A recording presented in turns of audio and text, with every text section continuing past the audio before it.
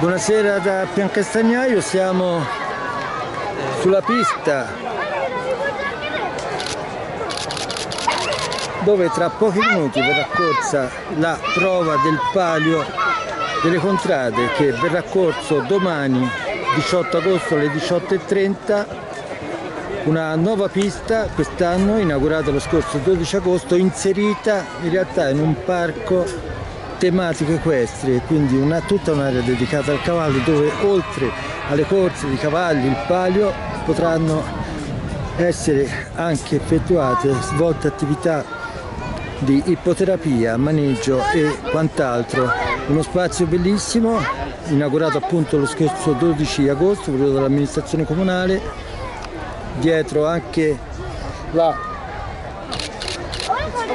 richiesta in qualche maniera delle contrade che da anni chiedevano una soluzione per poter organizzare al meglio la festa dedicata alla Madonna di San Pietro, a cui è intitolato questo parco, appunto parco tematico equestre Madonna di San Pietro. Allora, qui siamo alla prova del palio, appunto, che verrà corso domani.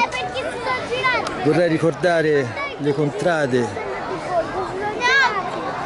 che lo disputeranno, sono 4 qui a Piancastagnaio. Sono la contrada, inizio della contrada che ha vinto l'ultimo palio, la contrada del Coro, colori rosso-nero per semplicità, che quest'anno è con Abracadabra, 7 anni, una femmina baia montata da Silvano Mulas, già vincitore qui a Piancastagnaio del palio. Voltaia con Chimera da Clodia, una femmina grigia di 5 anni, colori bianco-nero. Castello Ciom Ramon, 5 anni, un maschio baio, montato, da quanto sappiamo, da Michel Puzzo. E ultimo paio, il cavallo che ha vinto lo scorso anno, gli ultimi 2 pali qui a Piancastagnaio, 10 anni, un maschio baio, voltato da Walter Pusceddu, colore del borgo giallo, oro e azzurro, scusate, castello rosso-verde. Sul Verrocchio Mosiere Busatti, già a Piancastagnaio in altri pali negli scorsi anni, e i cavalli sono nel tondino intorno alla mossa. Guardiamo i colori delle contrade. Viene tirato il canape, viene steso il canape, iniziano i lavori. Ricordiamo che non c'è rincorsa, le contrade vanno una chiamata per entrare appunto nella posizione al canape che viene steso. Abracadabra nel Coro, ultimo paio in borgo. Chimera da Clodia in Voltaia, Ciom Ramon in Castello, 2 femmine e 2 maschi, quindi un maschio e un castrone proprio al canape quest'anno. In serie che ricordiamo, ecco, viene esteso anche il controcanape mobile, voglio chiamarlo così, che non fa altro che cercare di tenere i cavalli per quanto possibile in un'area vicino al canape.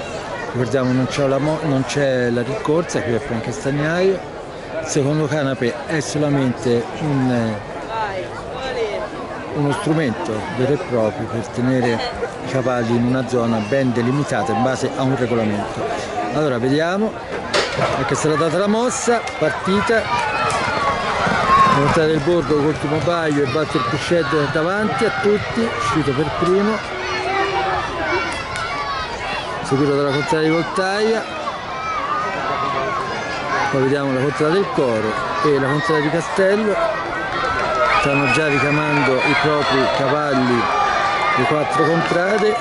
Ricordiamo Antonio Siri, la contrada di Voltaia.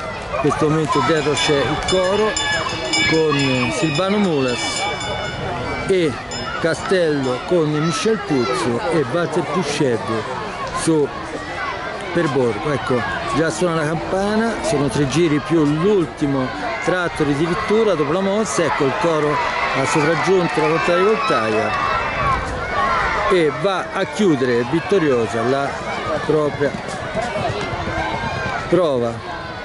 Un buon tempo di galoppo, ci sono state delle prove durante questi giorni, un protocollo cambiato rispetto al passato. Ecco, è scoppiato il mortaretto perché ha testimoniato il passaggio un po' in ritardo